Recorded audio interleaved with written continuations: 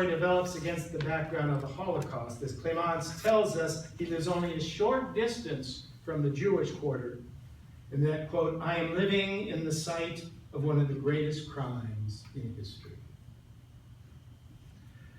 In 1957, Camus was awarded the Nobel Prize for Literature. And I was just discussing with my friend Sid here that it's something that hasn't come across. I've been talking mainly about the ideas. But just his ability to use language and to bring out those existential themes, the sun, the surf, the woman's hair, that in itself is a great aesthetic accomplishment. He was a great writer in that sense, regardless of whether you like his ideas or not.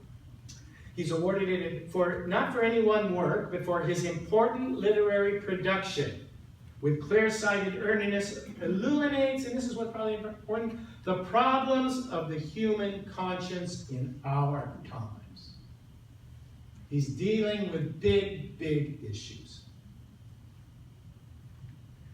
In his last years, he took on spokesmanship for the resistance to capital punishment anywhere in the world, which he saw as rational and calculated murder, characteristic of the modern state.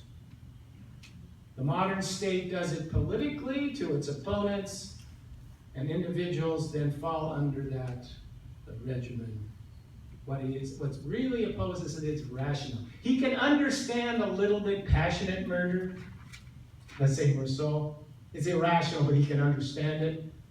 What he finds difficult to understand is rational murder, whether it's political or individual, where you sit down and calculate the death of another person. And then carry it off, not in the open. In fact, he says that if you're going to do it, have it on TV. In any case, he founded with Arthur Koestler the League Against Capital Punishment. Maybe I'll just share this with you. I wasn't sure if I was, but I think it might be important. He writes about his father's experience in his essay, Reflections on the Guillotine. Shortly before World War I, a murderer whose crime was particularly shocking, he had killed a family of farmers, was condemned to death in Algiers. He was an agricultural worker who had slaughtered in a bloody delirium and had rendered his offense still more serious by robbing his victims. The case was widely publicized, and it was generally agreed that decapitation was altogether too mild a punishment for this monster. I had been told this was the opinion of my father, who was particularly outraged by the murder and wanted to attend the execution. He got up while it was still dark, for the place where the guillotine was set up was at the other side of the city. And once there, found himself among a great crowd of spectators. He never told what he saw that morning. My mother could only report that he rushed wildly into the house, refused to speak, threw himself on the bed, and suddenly began to vomit. He had just discovered the reality concealed beneath the great formulas that ordinarily serve to mask it.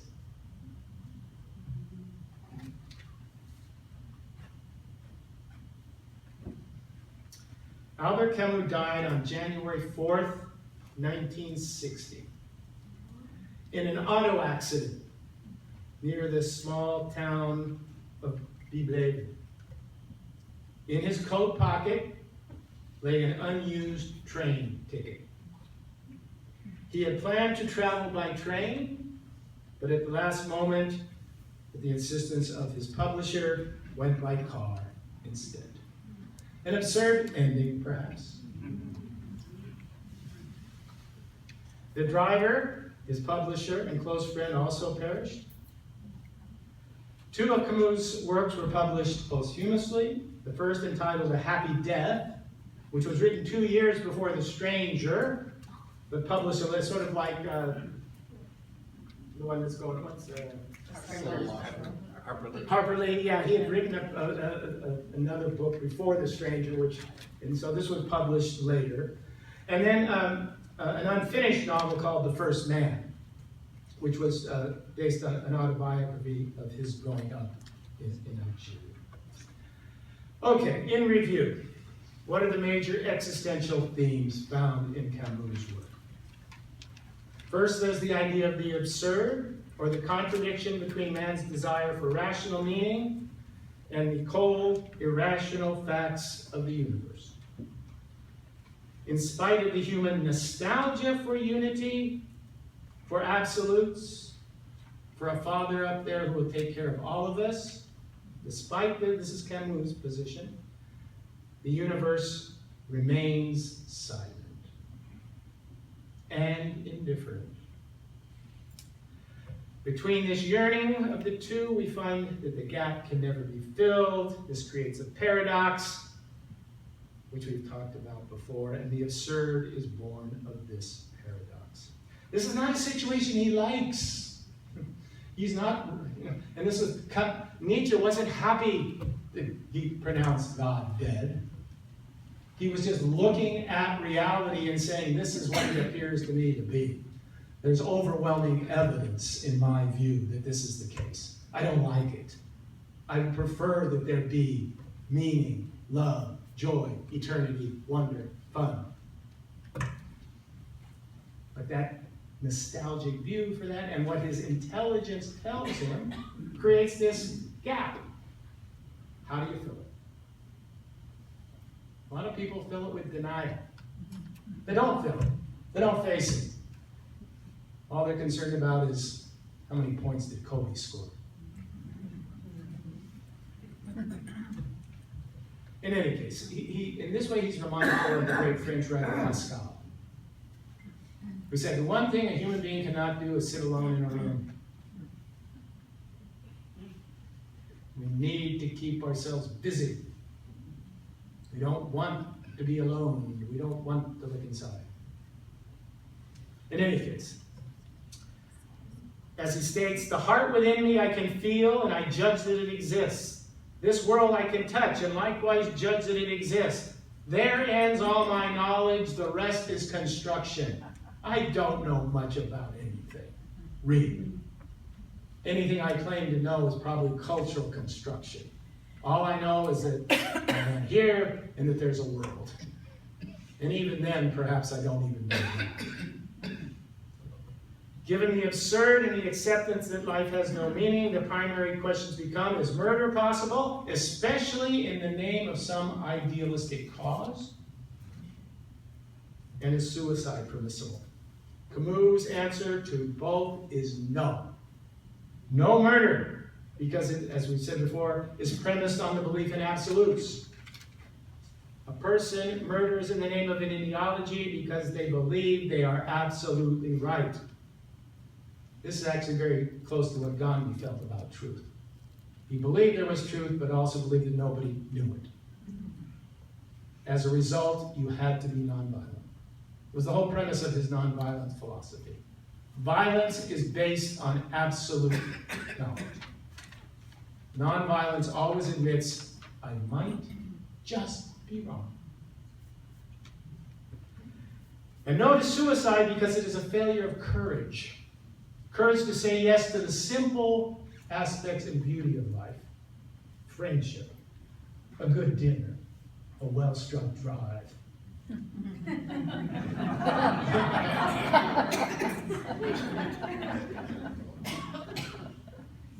That is, the absurd should not entice us to think that we cannot create our own relative limited meanings.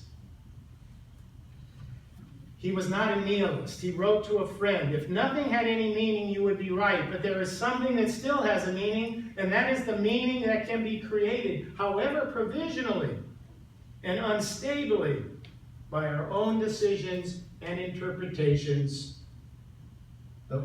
in fear and trembling. A third theme found in Camus is the relationship between freedom and guilt. Existence equals guilt because to exist, to be free, means to be unjust.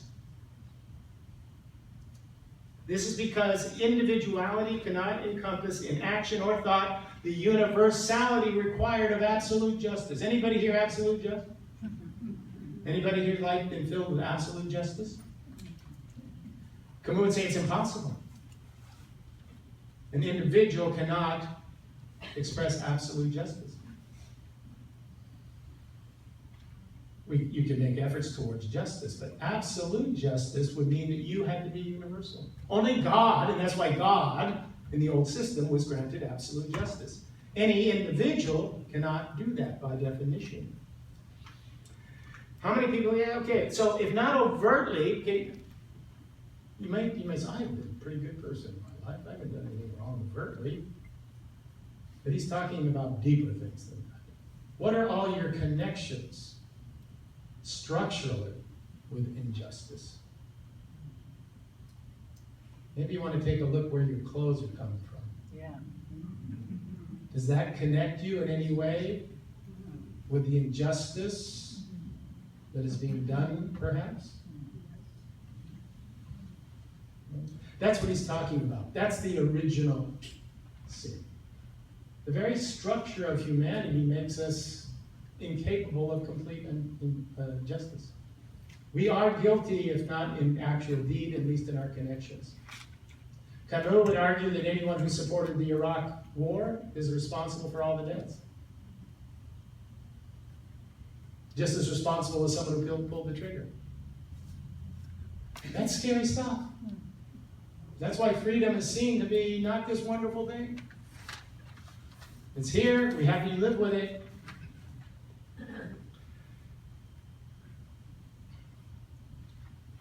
And this also applied to the injustice of the tribute. Why did God die according to Nietzsche?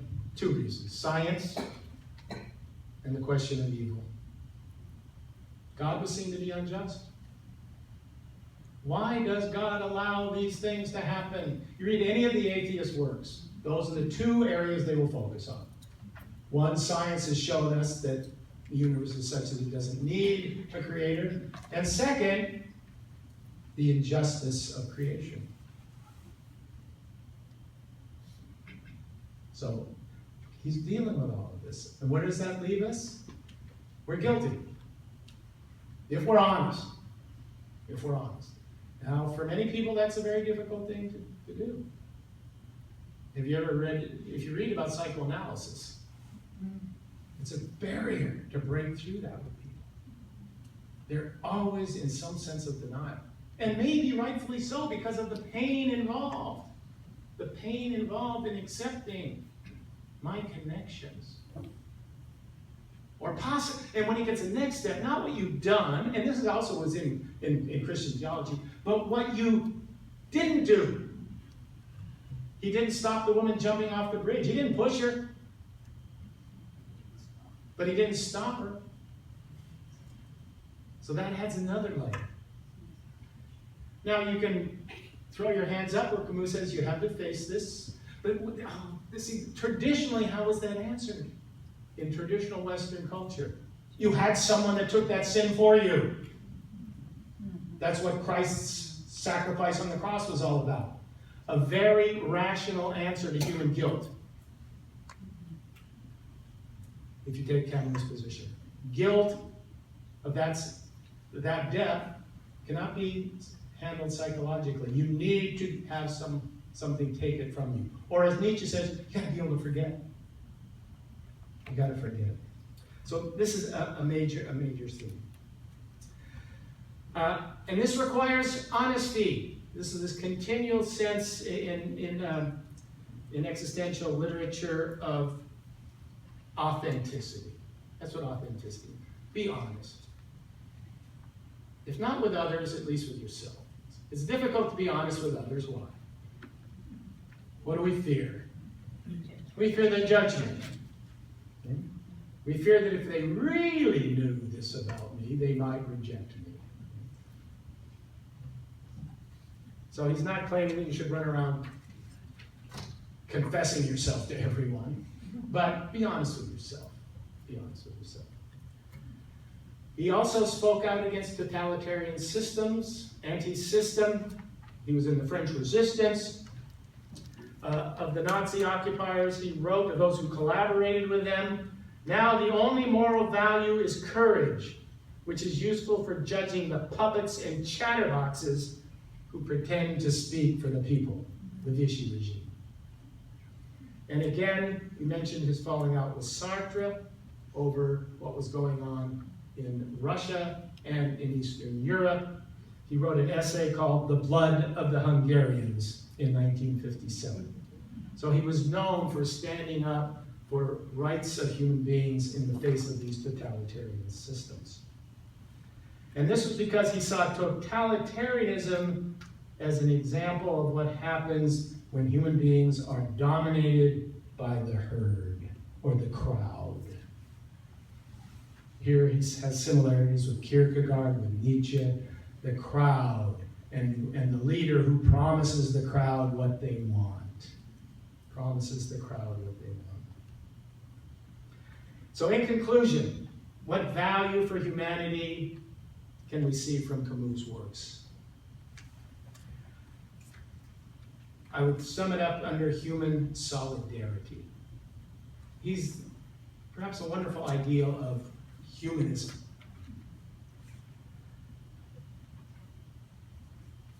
And it's done in two ways. First, the absurd can create a sense of intellectual and psychological honesty that transcends traditional power structures. Metaphysical, religious, societal, the social status quo. Such honesty is found in Rousseau's inability to claim sad feelings regarding his mother's death, or his refusal to accept redemption, because both would necessitate that he lies. Notice he's not talking about truth here. Truth? Who can know truth? So we can be honest. If you don't feel something when your mother dies, don't pretend. Because then what are you doing? You're answering to the crowd's expectations. What have you done with yourself? You've given it up. You have become them.